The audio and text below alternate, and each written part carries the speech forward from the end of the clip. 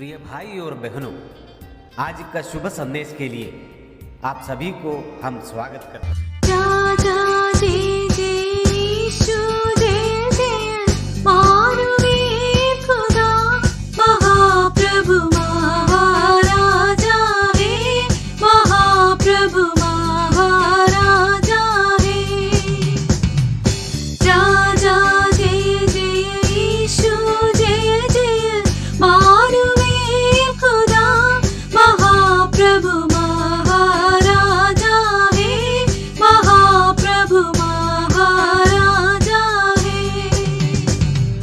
आज का संदेश प्रभु के दास टीवी आंजनी अंग्रेश्वर से बांटा जाएगा।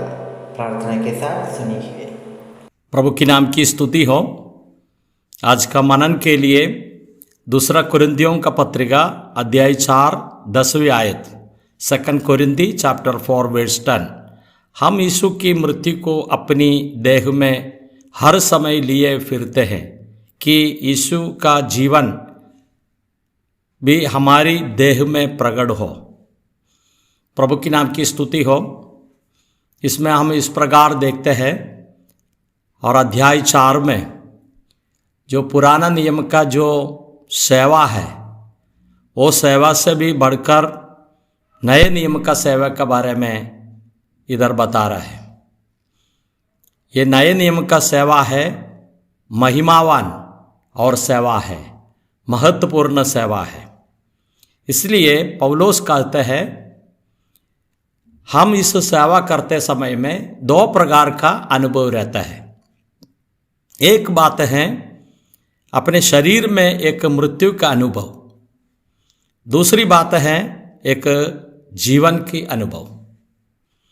तो प्रभु का सेवा में प्रभु यीशु मसीह का जो मृत्यु को हमारे शरीर में लिए हुए फिरते हैं, एक मृत्यु का अनुभव हम महसूस करते हैं। हर एक प्रभु का सेवा में इस बात हम दे सकते हैं। मृत्यु और जीवन ये दोनों यीशु मसीह का सेवा में प्रकट होता है। यीशु मसीह 2022 साल पहले इस पृथ्वी में आए। पाप का निवारण के लिए यीशु मसीह मर गया और तीसरे दिन जी उठा और प्रभु यीशु मसीह का जीवन को प्रकट करते हैं। तो विश्वासी लोग जिस प्रकार सेवा करते हुए समय पर इस मृत्यु और जीवन को बातों को प्रकट होता है। जो पाप को ऊपर विजय मिलकर जो प्रभु का सेवा करते हुए समय पर प्रभु यीशु मसीह का जीवन को प्रकट होता है। जो पाप आते हैं तो और उस बातों में विश्वासी अपने शरीर में मृत्यु का अनुभव आता है तो पाप में विजय मिलता है। जिस प्रकार यीशु का जो जीवन और मृत्यु ये दोनों भी अपने जीवन में लेकर चलता है। इसके लिए रोमियों का पत्रिका में भी इस बात हम दे सकते हैं। अध्याय 6 का 3 और 4 में, क्या तुम नहीं जानते हैं कि हम सब जिन्होंने मसीह यीशु का बपतिस्मा लिया उसकी मृत्यु का बपतिस्मा लिया।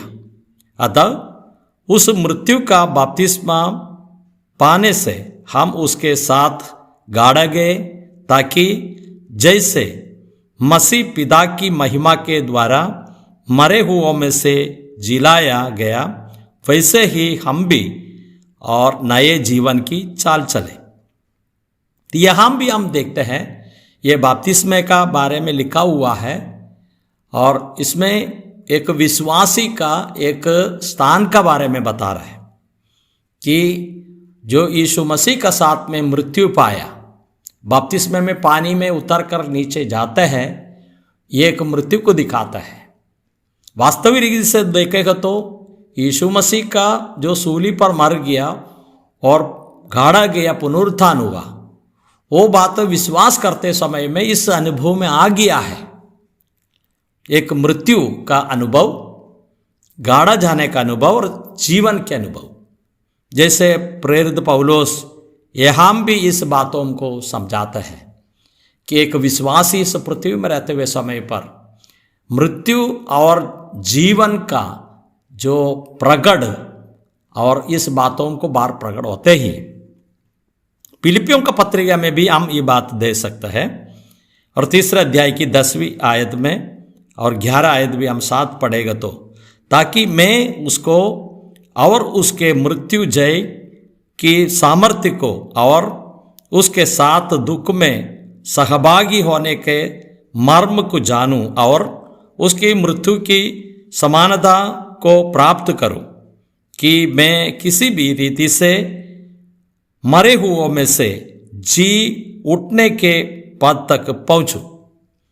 प्रेरित पौलुस यहां भी ये बात समझाता है कि यीशु मसीह का जो मृत्यु का जो अनुभव और इसका जो संगति सहभागिता और उसको मिल रहा है कि यीशु मसीह का सेवा करते हुए समय में कलीसिया के लिए जो उसने दुख उठाते हैं, वो समय पर विश्वासी के लिए दुख उठाते हैं, वो समय पर उसका मृत्यु का एक सहभागिता उसको मिलता है।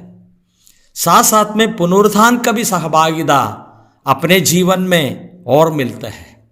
ये दोनों सहभागिता का साथ में और जीवन बिताते हैं एक विश्वासी।